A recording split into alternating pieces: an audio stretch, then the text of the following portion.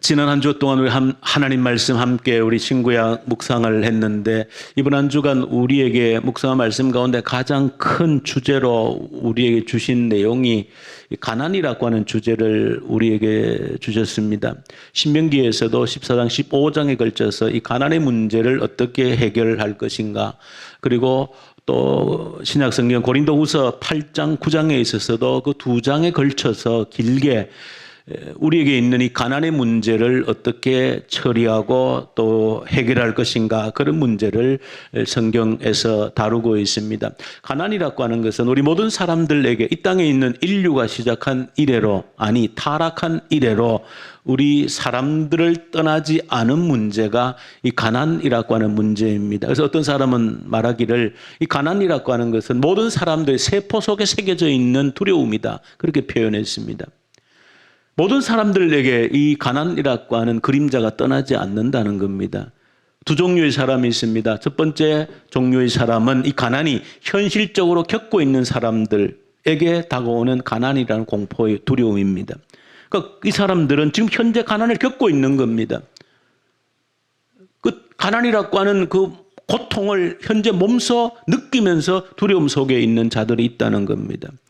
마찬가지 지금도 아마 그런 분들이 여전히 있지 않겠습니까? 또 한 사람 종류들은 지금 현재는 그렇게 가난하지 않다 할지라도 뼛속에, 세포 속에 새겨진 그 가난에 대한 두려움 때문에 또 언제 내가 가난해질지 모른다라고 하는 두려움을 가지고 있다는 겁니다. 그래서 모든 사람들은 그 가난이라고 하는 두려움 속에 살고 있다는 겁니다. 어떤 사람도 가난이라고 하는 그 두려움을 떨쳐버리지를 못한다라고 하는 겁니다.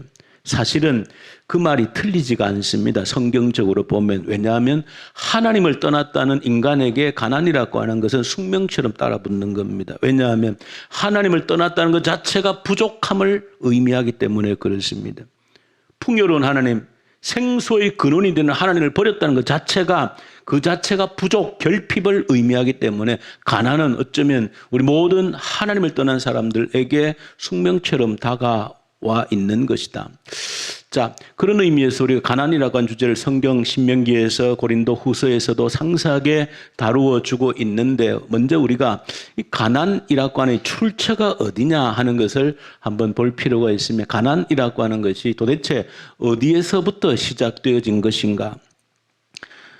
좀 더 원리적으로 보면 가난이라고 하는 것은 말씀드린 것처럼 에덴 동산 타락한 현장에서부터 가난은 시작되어졌습니다. 하나님과 분리되는 순간에, 하나님으로부터 등을 돌리는 순간에 가난의 그림자가 인간에게 덮친 겁니다. 그러고 보면 가난의 원인을 제공한 두 사람은 아담과 하와라고 할 수 있습니다. 우리 성경적으로 볼 때 그렇게 아담과 하와의 하나님을 떠남으로 인하여서 가난의 그림자가 우리에게 드리워졌는데, 성경을 좀 더 추적해 보면 가난의 실체가 뭐냐? 아담과 하와는 가난을 그렇게 뿌리 내리게 한 원인이라고 하면 실제적으로 성경에 최초로 나타난 가난의 실상이 뭐냐라고 하는 겁니다. 가난이 어떻게 삶 속에 드러났느냐라고 하는 겁니다. 그것은 아담과 하와 이후에 그 두 자녀 가인과 아벨을 통해서 가난의 실체가 뭐냐라고 하는 것을 들여다볼 수 있는 흔적이 있습니다. 가난의 실체가 뭐냐, 뭐가 가난이냐, 왜 가난이 생겼느냐라고 하는 것을 가인과 그 아벨을 통하여서 우리가 어느 정도 파악할 수 있다는 겁니다. 가인과 아벨, 성경에서 많은 기록을 하고 있지는 않지만은 이 가인과 아벨에 대한 기록은 물론 최초의 살인 사건이 일어나기도 했습니다. 물론 그 일어난 원인도 이 가난이라고 하는 것이 어떻게 나타나게 되어졌는가 하는 것과 연관이 되어져 있습니다. 가난 때문에 결국은 살인까지 저지르게 되어진 겁니다. 자, 근데 창세기 보시면은 아담과 하와의 사건이 한 가지가 기록되어져 있는데, 그것은 하나님께 제사를 드리는 문제로 나타납니다. 근데 아시는 것처럼 가인이 드린 제사를 하나님이 거부하셨습니다. 받지 않으셨습니다. 근데 아벨이 드린 제사를 하나님이 받으셨다는 겁니다. 근데 성경을 아무리 살펴보셔도 도무지 왜 하나님께서 가인의 제사를 거부하고 아벨의 제사를 받으셨는지 그 정확한 뚜렷한 드러난 증거, 이유를 찾기가 쉽지가 않습니다. 그래서 이런저런 이렇게 생각을 해보지만은 그때 드러난 증거가 잘 없습니다. 그래서 조금 도대체 왜 그랬을까? 분명히 이유는 있을 터인데 그래서 이면에 감추어진 이유를 조금 우리가 들여다보면 아하 이런 이유가 있었겠다 하는 걸 충분히 짐작을 하게 됩니다. 제사의 문제입니다. 그런데 하나님이 연락하셨고 받으셨고 아벨의 제사는 받으셨지만 가인의 제사를 거부하셨다는 겁니다. 왜 그러셨을까? 생각해 보면 당시의 제사라고 하는 것을 성경에 우리가 보실 때에 보통 우리가 제사라고 하나님께 드리는 이 제사라고 하는 것은 모세를 통해서 우리가 이제 모세를 통해 주신 그 법 안에 제사에 대한 상세한 규정들이 있습니다. 레위기는 그 모든 대부분의 내용이 하나님께 어떻게 제사를 드려야 될 것인가 그런 문제를 다루고 있습니다. 그래서 어떤 제물을 어떻게 준비해서 어떻게 제물을 드릴 것인가 되어져 있는데 근데 그것은 그야말로 모세 시대 때에 주어진 겁니다. 시간적으로 보면 적어도 모세 때라 그러면 지금 3,500년 전이면은 아담과 하와 같으면 적어도 2,500년 전인 겁니다. 훨씬 더 이전이고 그러니까 구체적으로 제사법이 나타나기 이전이라는 사실입니다. 그래서 그 모세를 통해 주신 제사법을 가지고 보아도 좀 이해가 어렵습니다. 근데 그 제사를 드렸는데 가인은 어떻게 제사를 드렸는가? 곡식을 가지고 제사를 드렸다는 겁니다. 곡식 제물을 가지고. 근데 아벨은 양을 잡아서 제사를 드렸다는 겁니다. 근데 생각해 보면 그런 두 제물을 통해서 보면 당시에 이 가인과 아벨이 어떻게 서로 분업하고 살았는가 하는 것을 짐작을 하게 되어지는 것이죠. 그래서 서로가 나누어 산 것, 분업을 한 것. 그러니까 장자인 가인은 아마 농사를 지은 겁니다. 그러니까 곡식이 있는 것이죠. 농사를 지었고 차자인 아벨은 농사는 장자인 형님이 짓고 아벨은 양을 쳤다는 겁니다. 그 당시에 어떤 그 습관으로 보면 양을 친 이유가 어디 있는가 할 때에 노아 홍수 이후에 비로소 인류가 고기, 육식을 하기 시작했다. 성경이 그렇게 기록하는 겁니다. 그러니까 노아 홍수 이전에는 양을 기른 것이 고기를 얻기 위함이 아니라는 겁니다. 그러니까 노아 홍수 이전에 그러니까 아벨이 양을 친 것은 그야말로 옷감을 얻기, 가죽을 얻기 위한 것이죠. 그러니까 충분히 이제 어떻게 가인과 아벨이 분업하며 살았는가 하는 것을 추측하게 되는 것이죠. 그러니까 가인은 농사를 지어서 이제 곡식을 만들었고 아벨은 양을 쳐서 옷을 만드는 일을 한 겁니다. 서로 필요를 채워주면서 살도록 한 것이죠. 그런데 제사를 드리는데 가인은 자신이 지은 농사의 곡식을 가지고 제물을 삼아서 드렸는데 아벨은 양을 잡아서 제사를 드렸다는 겁니다. 근데 조금 생각해 보면 이 하나님이 말씀하신 제사, 제물의 가장 중요한 규정 중에 한 가지가 제물을 드릴 때에는 반드시 사람이 먹을 수 있는 것을 제물로 드린 것은 가장 기본적인 원칙입니다. 먹지 못하는 것을 제물로 드리지를 못합니다. 그런데 당시에 아벨 때는 양을 잡아서 고기를 먹지 않는 때이기 때문에 그러므로 고기라고 하는 것은 먹을 수 없는 겁니다. 그러니까 먹을 수 없는 것을 가지고 제사를 드린다는 것은 옳지 않은 것이죠. 그 왜 아벨이 먹을 수 없는 양을 잡아서 제사를 드렸는가 하는 것은 곡식이 없었기 때문이라는 겁니다. 먹을 양식도 없었기 때문에 아벨은 곡식을 가지고 하나님께 제사 드릴 제물도 없었다는 것이죠. 그것을 볼 때 우리가 하나님께서 왜 아벨의 제사를 받으시고 가인의 제사를 거부하셨는가 하는 것은 가인이 자신이 농사를 지으면서 그 농사진 곡물을 가지고 동생의 필요를 채워주지 않았다는 겁니다. 이것이 하나님이 그의 제사를 거부한 이유라고 짐작할 수 있는 겁니다.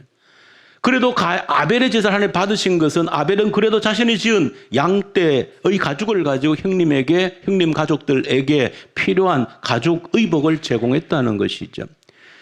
그러므로 왜 이들에게 있어서 하나님이 한 사람의 제사를 받고 받지 않았는가 하는 것은 그들이 감당해야 될 서로에게 책임져 주어야 될 그 책임을 져주지 않았기 때문에 하나님이 기쁘게 받지 않으셨다. 그렇게 해석하는 것이 크게 틀리지 않은 것은 그 이후에 죄인된 사람들이 하나님께로 회복되어지는 과정을 보면 그것이 틀린 해석이 아니다 하는 것을 어느 정도 짐작을 할 수 있는 것이죠. 왜냐하면 하나님께 회복되어져 가는 사람들에게 하나님이 가장 강하게 요구하는 것이 책임져 주라는 겁니다. 그의 필요를 공급해 주라는 것이 하나님께로 나아가는 자들에게, 하나님께 돌아가는 자들에게 하나님이 강하게 요구하시는 겁니다. 그들의 필요를 채워주라는 겁니다. 공급해 주라는 겁니다. 그런데 가인은 그 하나님의 동생의 필요를 채워주는 것을 거부했다는 것. 그래서 가난의 어떤 현상들이 나타나기 시작했다는 것. 왜? 탐욕. 내가 움켜쥐려고 하기 때문에. 인도 마하트마 간디가 얘기한 것처럼 이 세상에는 모든 사람들이 충분히 넉넉히 배부르게 채울 수 있는 자원이 있음에도 불구하고 그 죄인들의 탐욕을 채우기에는 턱없이 부족하다는 말이 틀리지 않은 것이죠. 그러니까 가인이 탐욕을 부리지 않았다라고 하면, 동생의 필요한 것을 채워주고자 했다라고 하면 충분히 동생은 형님의 필요를 채워주고 형님은 동생의 필요를 채워줌으로써 함께 어우러져 살 수 있었지만, 형님이 그를 거부하고 탐욕을 부림으로 인하여서 동생에게 가난이라고 하는 증상들이 나타난다는 것이죠. 그래서 이것이 하나님께서 가인의 제사를 거부한 이유가 맞겠다. 그래서 그 이후에 하나님께서는 끊임없이 필요를 공급해 주라고 하는, 채워주라고 하는 것이 하나님의 백성들에게 주어진 아주 큰 의무로 주어져 있다는 겁니다. 자, 그런 의미에서 가난이라고 하는 실체를 우리가 추적해 볼 수 있는데, 우리 가난이라고 할 때 또 한 가지 여러분들이 기억하셔야 되는 것은, 가난이, 물질적인 가난이 전부가 아니라는 것을 기억하셔야 됩니다. 물질적인 가난 이전에 더 궁극적인 가난의 실체는 영적인 가난이라고 하는 사실을 아셔야 됩니다. 영적인 가난. 하나님을 잃어버린 가난이라는 겁니다. 이것이 가난의 훨씬 더 궁극적인 가난의 실체라는 겁니다. 그리고 또 나아가서 가난이라고 하는 것은 영적 가난에 이어서 지적 가난이 있는 것이다. 배움에 대한 가난, 배우지 못한 가난이 있는 겁니다. 그런데 이 영적인 가난, 하나님을 찾지 못한, 하나님께 등을 돌린 영적인 가난과, 그리고 배우지 못한 지적인 가난과 이 물질적인 궁핍이라고 하는, 물질적 가난이라고 하는 것은 사실은 다 따로 떨어져 있는 게 아닙니다. 서로 연관되어져 있는, 하나로 얽혀져 있는 가난의 실체들입니다. 그러니까 어느 하나만 보면 안 되는 것이죠. 물질적인 가난만 보면 사실 가난의 온전한 실체를 들여다보지 못하는 겁니다. 그 물질적인 가난의 실체 안에는 지적인 가난의 실체가 들어있는 겁니다. 지적인 가난의 실체 안에는 영적 가난의 실체가 있는 겁니다. 그러니까 가장 본질적인 가난이 어떤 가난이냐? 영적인 가난이라는 겁니다.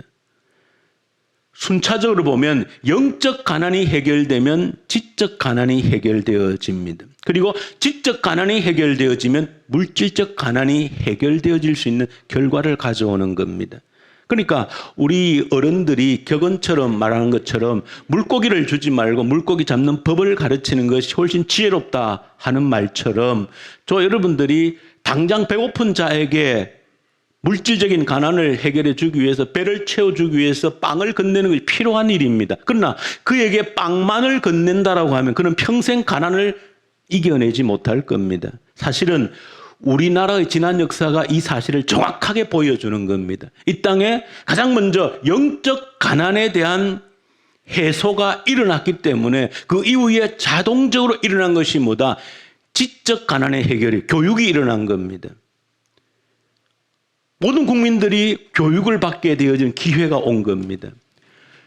교육이 일어나고 모든 국민들이 교육에 대해서 눈을 뜨고 문자에 눈을 뜸으로 인하여서 사실은 그 이후로 물질적인 가난이 해결된 그런 역사를 여러분들, 우리의 역사가 그대로 증명을 하고 있는 부분입니다. 그래서 한 가지 아셔야 되는 것은, 영적 가난이 해소되면 그 이후에 자동적으로 일어나는 것이 지적 가난을 해결하고자 하는 욕구입니다. 이것은 굉장히 중요한 원리를 가지고 있습니다. 영적 가난이 해결되려면은 자동적으로 지적 가난을 해결하고자 하는 욕구가 일어나게 되어져 있는 겁니다. 왜냐하면 우리의 영적 욕구가 해소가 되려면 자신의 지적 가난의 문제를 해결하지 않고는 불가능합니다. 우리의 영적 가난의 문제를 해결하려면 반드시 뭘 해야 되는가? 지적 가난의 문제를 해결해야 되는 겁니다. 왜냐하면 우리의 영적 가난의 문제는 누가 다른 사람이 대신 해소해 줄 수 있는 것이 아닙니다. 그래서 복음이 들어가는 곳에는 반드시 교육이 일어나는 겁니다. 복음이 들어가면 반드시 교육이 일어난 이유가 바로 거기에 왜?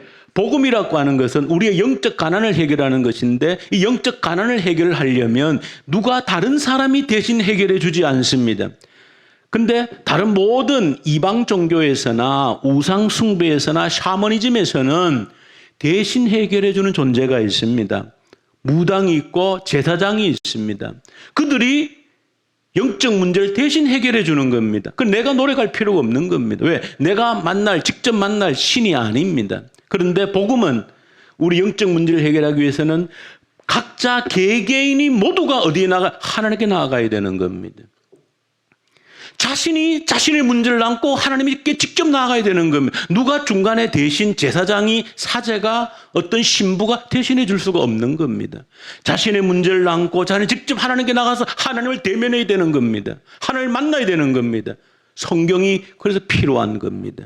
성경은 문자로 되어 있지 않습니다. 그러니 자신의 영적인 문제를 해결하려면 반드시 지적인 문제, 교육의 문제가 들어오는 거예요. 배워야 되는 겁니다. 그래서 배움의 문제가 해결되어지는 것이고 배우게 되면 자연스럽게 어떻게 물질적인 가난이 해결되어지는 겁니다. 이것이 원리처럼 모든 복음이 들어간 나라들에 일어나는 공통적인 현상입니다. 복음이 들어가서 영적 문제가 충족되는 과정에서 교육의 문제가 해결되어지는 겁니다. 문맹률이 사라지는 겁니다. 배우게 되면 지적 욕구가 그 가난이 해결되어지면 자연스럽게 그 지적 재산을 가지고 물질적 풍요로움을 이루어가는 겁니다.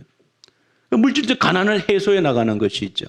그래서 저와 여러분들이 가난의 문제를 생각할 때 절대 물질적인 가난의 문제만 생각하는 것은 결국 잘못된 것이다. 이 가난의 문제는 물질적 가난은 표면적인 가난의 문제이고 그 내부에는 지적 가난의 문제가 숨겨져 있고 그 더 내부의 가장 본질적인 가난은 영적 가난의 문제라고 하는 겁니다. 그래서 그 영적 가난의 문제가 해결되면 지적 가난의 문제가 해결되고 지적 가난의 문제 해결되고 교육이 이루어지면 물질적 가난의 문제가 자동적으로 해결이 되어지는 겁니다. 그래서 우리 교회가 함께 세 가지 사역 방향에 있어서 선교, 영적 문제를 해결해 주자는 것이죠. 교육, 그 다음에 지적 가난의 문제를 해결하는 것이고 바로 세 번째가 구제라고 하는 물질적 가난의 문제를 해결해 주자는 겁니다. 이것이 한데 어우러져 있는 겁니다. 어느 하나만 할 수 있는 것이 아닙니다. 물론 당장 어떤 사람이 배가 고프면 순차적으로 너 먼저 영적 문제 해결해야 돼. 그리고 배워야 돼. 그 나중에 먹을 수 있는 거. 그건 아니죠. 당장 배고프면 빵을 줄 수 있는 거예요. 빵을 줘야 됩니다. 그렇지만 그것만으로 안 된다는 거예요. 일시적으로 배고픔을 해결할 수 있지만은 빵만 준다면 그는 영원히 가난에서 벗어날 수가 없다는 것이죠. 근본적으로 그에게 영적 문제를 해결해 주는 겁니다. 그러면 그가 지적 문제를 해결할 수 있는 기회를 가지게 되는 것이고 그럴 때 가난의 문제, 물질적 가난의 문제를 극복해낼 수 있는 길을 열어가게 되어지는 겁니다. 우리 교회가 이 세 가지 사역을 묶어서 늘 기도하는 이유가 바로 거기에 있는 겁니다. 이 세 가지 사역을 위해서 여러분들 끝까지 헌신해야 되는 이유가 바로 거기에 있는 겁니다. 선교를 위해 전도를 위해서 몸부림 쳐야 되는 것이 그들 영적 문제를 위해서 몸부림을 치는 겁니다. 영적 문제가 해결함과 동시에 교육의 문제를 여러분들이 다루는 이유가 바로 거기에 있는 겁니다. 교육의 문제가 제대로 해결되어지지 않으면 교육이 제대로 되어지지 않으면 지적 타락이 이루어지는 겁니다. 배우긴 배우는데 지적 타락이 이루어지면 결국 가난의 굴레를 벗어나지 못하는 겁니다. 크게 보면 우리 시대의 그런 위기를 여러분들이 볼 수 있는 눈이 있으셔야 되는 겁니다. 배우긴 배워도 지적 타락이 일어나면 나중에는 결국 우리에게 맞이하는 물질적 가난을 함께 겪게 되어지는 겁니다. 그 사실을 여러분들이 알아야 우리가 왜 교육이라는 것을 중요하게 여겨야 되는가. 왜? 제대로 교육해야 되기 때문에. 지적인 타락이 일어나지 아니하도록 영적 그 가난이 극복되어지도록 교육이 제대로 이루어져야 되기 때문에 그래야만이 영적 가난과 지적 가난이 제대로 극복될 때 세 번째로 물질적 가난이 해결되어지는 겁니다. 이 원리를 여러분 정확히 알고 우리가 이 세 가지 사역에 늘 고민하고 몸부림친 이유가 바로 여기에 있다는 사실을 기억하셔야 됩니다. 자, 두 번째로 보시면은 이제 이런 가난의 문제, 가난의 실체를 우리가 살폈는데, 근데 이번 주에 묵상한 말씀을 잘 보시면은 이런 가난의 문제를 해결하는 방법에 있어서 구약에 등장하는 방법하고 신약에 등장하는 방법의 차이가 있다는 겁니다. 이 차이를 아는 것은 굉장히 중요한 일입니다. 오늘 우리가 읽은 말씀 속에서 모세를 통해서 이 가난의 문제를 어떻게 해결할 것인가를 보여주고 있는 겁니다. 모세를 통해서 하나님께서 이 가난의 문제, 왜 가난한 자가 있기 때문에 이 문제를 해결하라는 겁니다. 책임을 져주라는 겁니다. 그런데 그 책임을 져주는 방법이 뭐냐? 하나님께서 모세를 통해서 법을 만들어 버리는 겁니다. 그러니까 이것은 하나님의 백성들이 반드시 지켜야 되는 법이라고 규정을 내버리는, 의무적으로 지켜야 되는 겁니다. 오늘 그 규정 내용이 15장에도 있고 14장에도 있습니다. 14장에 되어진 내용들을 보시면 어떤 법을 만들었는가? 너희 모든 백성들은 3년 끝에 모든 너희 소산의 소득의 11조를 내라는 겁니다. 11조를 내어서 누구에게? 레위인들에게, 자기 재산을 분배받지 못한 레위인들에게, 그리고 집이 없는 나그네들에게, 고아들에게, 남편이 없는 과부들에게 그들의 필요를 공급하라는 겁니다. 어떻게? 법을 정해버린 거예요. 3년마다 마지막에 소득의 11조를 들여서 그걸 가지고 그렇게 그 특별 11조를 가지고 구제를 하라는 겁니다. 법으로 만들어버린 겁니다. 그리고 오늘 15장에도 보시면은 7년째가 되어지면 뭘 해주라? 탕감해주라는 겁니다. 빚을 탕감하라는 겁니다. 그러니까 구체적으로 하나님께서 모세를 통해서 이 가난의 문제를 해결하는 방법은 하나님이 법을 만들어서 강제적으로 의무적으로 행하도록 만들어버린 겁니다. 이것이 구약 성경에서 나타나고 있는 이 가난의 문제를 해결하고 있는 방법입니다. 그런데 똑같이 신약으로 넘어오면 바울을 통해서 이 가난의 문제를 해결하는 것은 그 방법의 차이가 있습니다. 여러분들이 고린도후서 8장, 9장을 자세히 보시면은 이 바울의 모습 가운데 전혀 바울스럽지 않은 그런 모습을 발견하게 됩니다. 바울이 어떤 그런 부탁을 한 적이 잘 없습니다. 차마 자신을 위해서는 그 어떤 부탁도 하지 않습니다. 그런데 오늘 8장, 9장 고린도후서에 보시면은 바울이 아주 이 고린도 교인들에게 어떻게 보면 사정을 하는 듯한 그런 모습이 보이고, 또 어떤 면에서 아주 마음을 달래는 듯한 그런 모습을 보이는데, 핵심은 뭔가 하면 너희들이 구제 헌금을 내야 된다는 겁니다.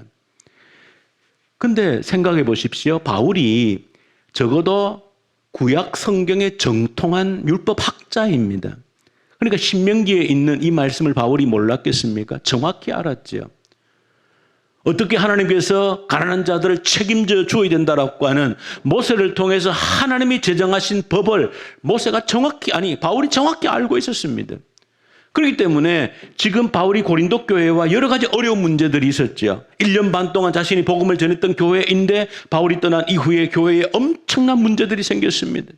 바울이 그 문제를 해결하기 위해서 정말 눈물로 기도하고 편지를 썼던 그런 교회가 고린도 교회입니다. 이 고린도 후서를 기록할 때쯤에는 이제 디도를 보내고 해서 고린도 교회가 그 어려운 문제를 어느 정도 극복하고 해결한 시점입니다.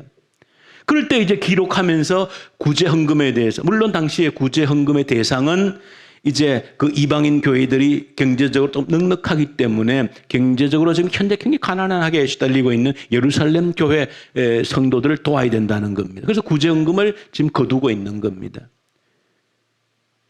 그런데 바울이 이 구제에 대해서는 구약 율법을 정확하게 알고 있습니다. 그런 구약 율법을 알고 있고 이제 이들이 하나님의 백성으로 이제 어느 정도 뿌리를 내린 사람들이라고 하면 바울이 구차하게 이런저런 설명할 필요가 없지 않습니까? 너희들이 이제 말씀에 굳게 섰기 때문에, 하나님 자녀로 부름을 받았기 때문에 너희들이 가난한 자를 책임져야 되는 것은 구약 성경에 기록되어져 있는 하나님의 법이라는 겁니다.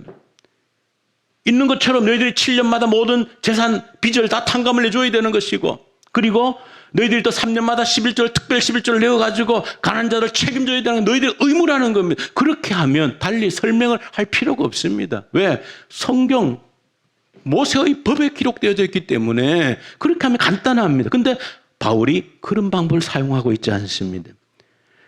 법에 기록되어져 있기 때문에 너희들이 그리스도인으로서 하나님의 백성으로서 당연히 지켜야 될 의무다. 그렇게 요구를 하고 있지 않는 겁니다. 바울이 8장 9장에서 여러 가지 긴 설명을 하는 것은 목적은 뭔가 하면 고린도 교인들이 자원해서 할 수 있도록, 기쁜 마음으로 할 수 있도록 그렇게 이야기를 하고 있는 겁니다. 그래서 보시면 여러 가지 이야기를 하는데 바울이 고린도 교회 교인들에게 이런 얘기를 합니다. 고린도 교회 교인들이 내가 이 북쪽에 있는 많은 교회들에게 여러분들을 자랑했다는 겁니다. 어떤 자랑? 여러분들이 고린도 교회는 모든 면에서 최고라는 겁니다. 어떤데? 은사에도 최고고, 어떤 가르치고 배우는 데도 최고고, 그리고 이 구제 헌금을 거두는데도 최고다. 이렇게 바울 자신이 자랑을 했다는 겁니다. 그러니까 바울이 뭐라 그런가 하면 내가 이렇게 여러 교회에 여러분들이 최고라고 자랑을 했으니까 혹시나 나중에 내가 자랑하는 것이 거짓말이 되지 않도록 여러분들이 최선을 다해서 헌금을 해주면 좋겠다. 이런 얘기를 합니다. 근데 끝내 이거에 여러분들이 해야 될 당연한 의무다. 그런 얘기를 하지 않습니다. 하나님은 왜? 기쁘고 자원해서 드리는 자를 기뻐하시기 때문에. 그래서 끝내 바울은 모세의 어떤 의무 규정을 들먹이지 않습니다. 왜냐하면 저는 바울이 왜 이렇게 했는가 생각할 때 예수님의 가르침을 알았기 때문에요. 저는 믿습니다.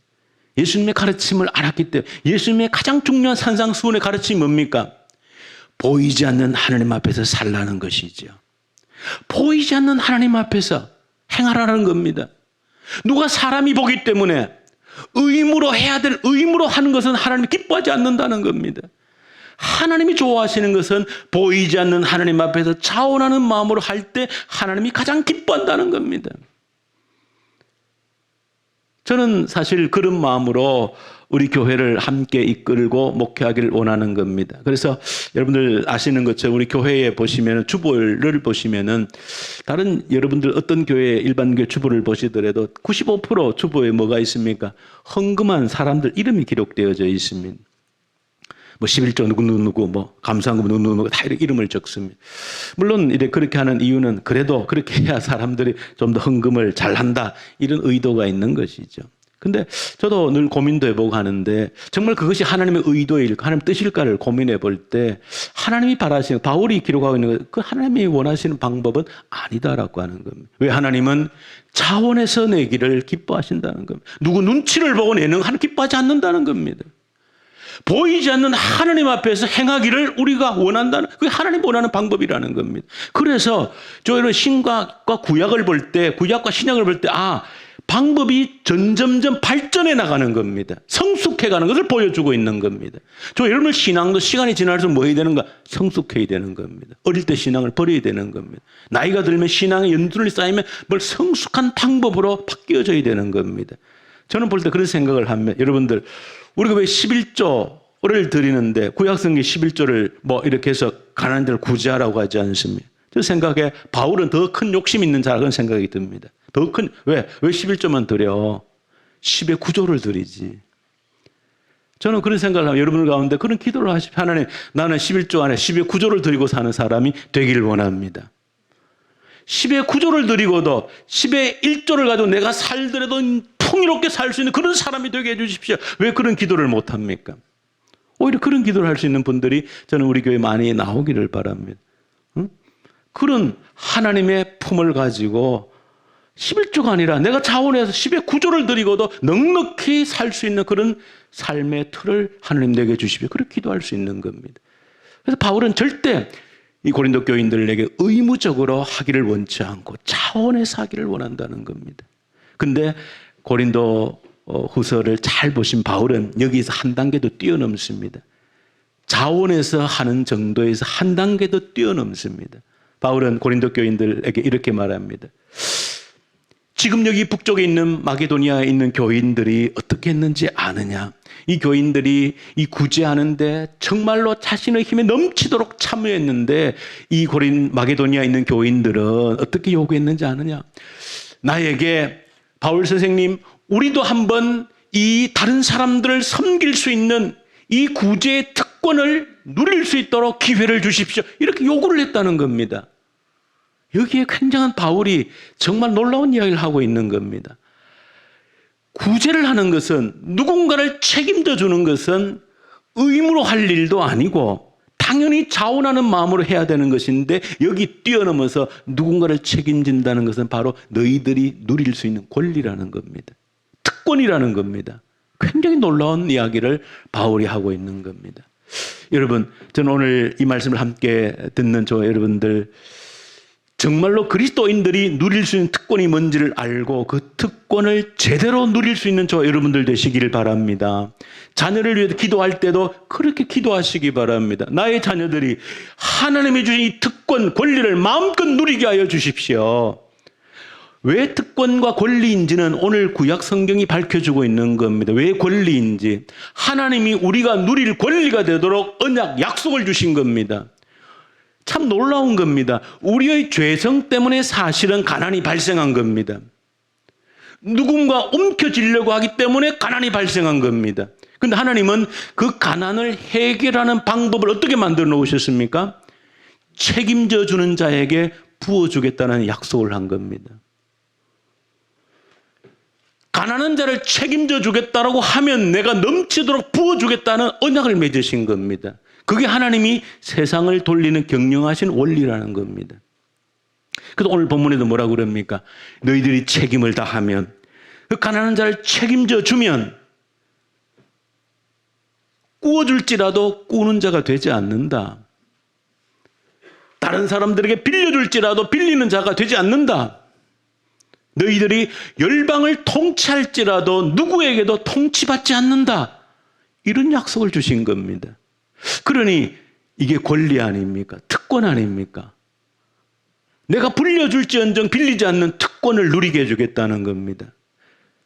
열방을 통치할 권리를 누릴지언정 결코 통치받지 않도록 해주겠다는 겁니다. 이게 권리고 특권 아닙니까? 그런데 이 권리와 특권을 어떻게? 내가 책임져 주겠다고 할 때에 누릴 수 있다는 겁니다. 가난한 자를 책임져야 된다는 것은, 의무적으로 하는 것은 옛날 방법이라는 겁니다. 가난한 자를 책임지는 것은 의무가 아니라 자원해서 기쁜 마음으로 하는 것이고, 그것을 뛰어넘어서 가난한 자를 책임지는 것은 나의 권리이고 특권임을 알라는 겁니다. 저 여러분들, 얼마나 귀한 약속입니까? 우리가 기도할 때 그런 기도를 해야 되지 않겠어요? 하나님, 이 권리와 특권을 누리게 해 주십시오. 우리의 자녀들이 이 권리를 누리게 해 주십시오. 우리의 자녀들이 이 특권을 누리게 해 주십시오. 수많은 사람들을 책임질 수 있는 그런 자녀들이 되게 해 주십시오. 얼마나 좋습니까? 얼마나 귀한 약속입니까? 그저 내 것을 움켜쥐는 자가 아니라 수많은 사람들을 먹일 수 있는, 입힐 수 있는. 그래서 제가 헌금 기도 드릴 때 기도하는 내용들이 바로 그런 내용들을 담고 있습니다. 우리 모든 성도들이 이 땅을 살아가면서 수많은 사람들을 먹이고 입힐 수 있는 그런 자들이 되게 해 주십시오. 하나님의 언약에, 약속에 기초한 기도의 내용인 것입니다. 여러분들 그렇게 기도하시기 바랍니다. 고린도후서에서도 많이 심는 자가 많이 거두고 적게 심는 자 적게 거둔다는 이유가 바로 거기에 있는 겁니다. 수많은 산을 먹이고자 나서면 그걸 감당하도록 채워주겠다는 겁니다. 우리가 그런 마음을 가져야 되지 않겠습니까? 우리 교회가 좀 그런 기도를 해야 되지 않겠습니까? 한 민족을 먹일 수 있는 교회가 되게 해달라고 기도해야 되지 않겠습니까? 한 나라를 먹일 수 있는 교회가 되게 해달라고 그렇게 기도를 해야 되지 않겠습니까? 내 입을 넓게 열라 내가 채우리라 하는 말씀의 원리가 거기에 담겨져 있는 겁니다. 여러분들 기도 속에 어떤 기도를 하고 있는지, 하나님께로부터 어떤 권리를 누리게 해달라고 기도하고 있는지, 어떤 특권을 누리게 해달라고 기도하고 있는지, 그 기도를 보면 우리의 그릇의 크기가 담겨져 있는 겁니다. 내가 누리고 우리 자녀 세대들이 누릴 수 있도록 이 하나님의 통치 원리를 제대로 깨닫고 그렇게 특권을, 진짜 특권을 누릴 수 있는 저 여러분들 될 수 있기를 간절히 소망합니다. 우리 주님 아버지 감사합니다. 진정으로 우리가 누려야 될 특권이, 권리가 무엇인지를 깨달아 알게 해 주시옵소서. 우리 예수님 이름으로 기도 올려드립니다. 아멘.